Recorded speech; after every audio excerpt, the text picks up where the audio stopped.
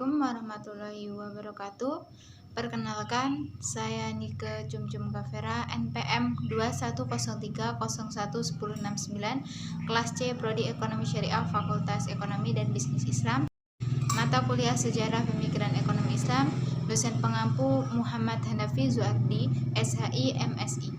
Di sini saya akan mempresentasikan tentang pemikiran ekonomi Islam masa Khulafaur Rasyidin.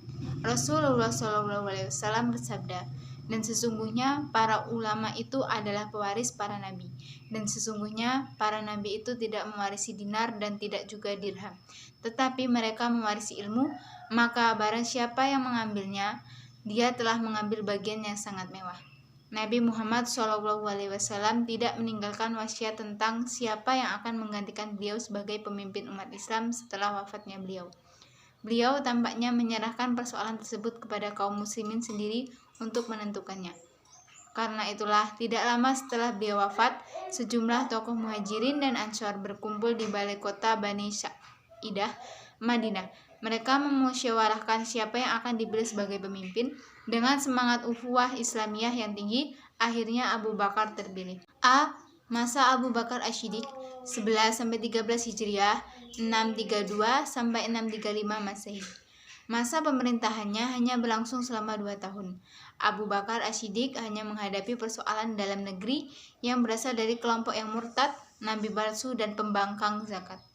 Selama masa pemerintahan Abu Bakar Asy-Siddiq, harta Baitul Mal tidak pernah menumpuk dalam jangka waktu yang lama, karena harta Baitul Mal langsung didistribusikan kepada seluruh kaum muslim.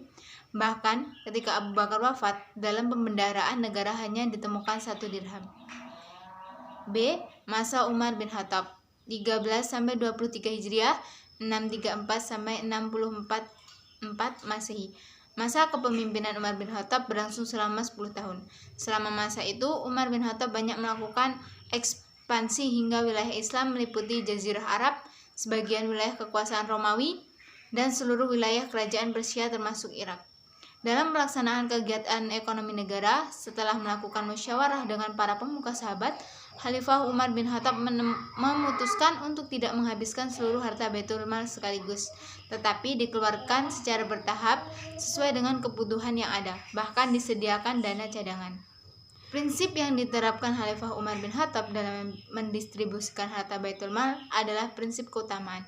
Ia berpendapat bahwa kesulitan yang dihadapi umat Islam hendaknya diperhitungkan dalam menentukan bagian seorang dari harta negara, dan karena keadilan menghendaki usaha seorang tenaga yang telah dicurahkan dalam dipertahankan dan dibalas dengan sebaik-baiknya.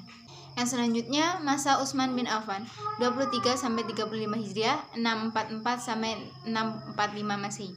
Selama kepemimpinannya, Utsman bin Affan tidak melakukan inovasi dalam bidang ekonomi. Kebijakan perekonomiannya yang diterapkan hanya meneruskan dari kebijakan-kebijakan dari khalifah pendahulunya. Dalam pendistribusian harta Baitul Mal, Khalifah Utsman bin Affan menerapkan prinsip keutamaan seperti halnya Umar bin Khattab.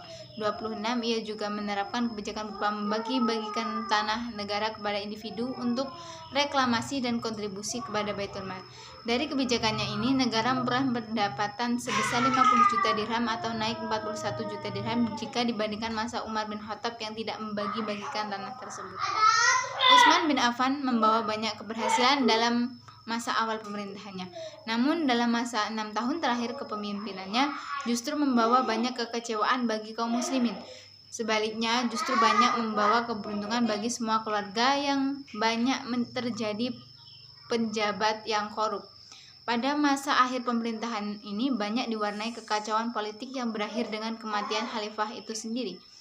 Yang keempat, Ali bin Abi Thalib 35-40 Hijriah sampai 656-661 Masehi. Khalifah Ali bin Abi Thalib mengambil langkah penting pada masa pemerintahannya, yaitu pencetakan mata uang koin atas nama negara Islam.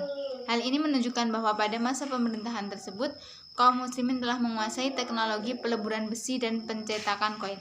Namun uang yang dicetak oleh kaum muslimin itu tidak dapat beredar dengan luas karena pemerintahan Ali bin Abi Thalib berjalan sangat singkat seiring dengan terbunuhnya sang khalifah pada tahun ke-6 pemerintahannya. Pemerintah Ali berakhir dengan terbunuhnya beliau di tangan Ibnu Muljam dari kelompok Khawarij. Terima kasih. Demikian presentasi dari saya. Saya akhiri. Wassalamualaikum warahmatullahi wabarakatuh.